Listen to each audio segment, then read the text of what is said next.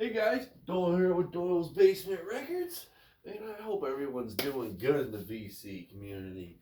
I'm doing great. It's Sunday evening.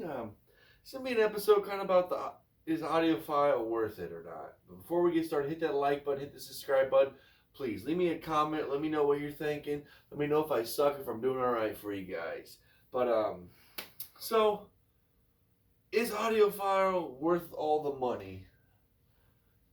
I mean, records already are expensive, but these audiophile ones, I mean, you got your MoFi, I mean, the Blue Notes, UHQR, and even from like the CD side, like there's high-end CDs, I think it's like the SA CDs. I've never listened to any of the real high-end CDs before, I will admit that. And I haven't listened to a whole bunch of these audiophile records. I've definitely listened to a handful of them. Mostly of them are on the jazz side. Um, but are they worth it?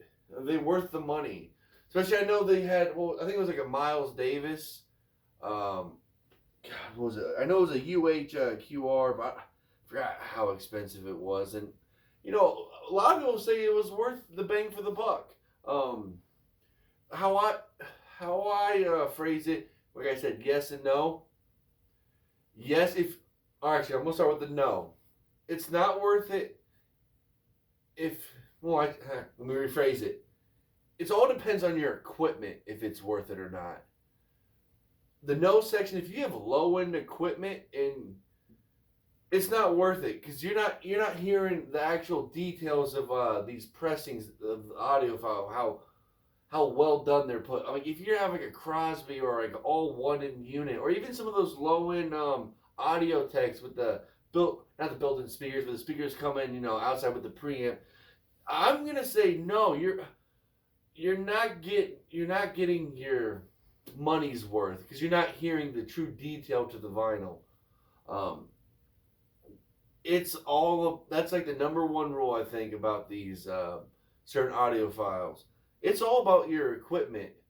Like I said, if you got low end equipment, you shouldn't even be looking at these in my eyes. You definitely need to have some money in your equipment. You need of course, a good record player, a good receiver, good speakers. You definitely don't want the low end. You want middle to high end equipment for this, and that's how you're gonna tell how great some of these pressings are. I'm not nothing special. About 300 plus for my speakers, 350 for my record player, and I got about, I've seen them vary on online from 450 to 600 depending on the condition. I love my receiver. It's a Pioneer. Was it SX 680, I believe? Yep, right on the money.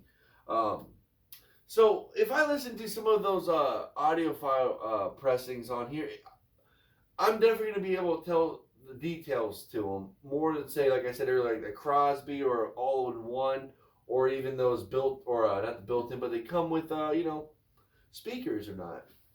So like I said, this is just a short video too, but that's where I could go on and talk about different things of, like I said, the yes and no part, but it really only comes down to one thing, and that is your equipment when it comes to these high-end audiophiles. So that's where I'm at with it. If you got low end equipment, like I said, don't even bother looking at it, because you're not gonna be able to really tell the difference. I mean, you could have one of those UHQRs and then the same thing, just a regular pressing. You both play them on your low end, and you're probably not gonna be able to tell the difference just because the needle's not great. You got a shitty receiver and so on.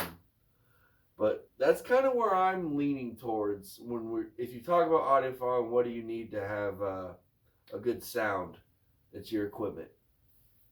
All right, guys, that's gonna be it for this one. Hope you have a good one. Thanks.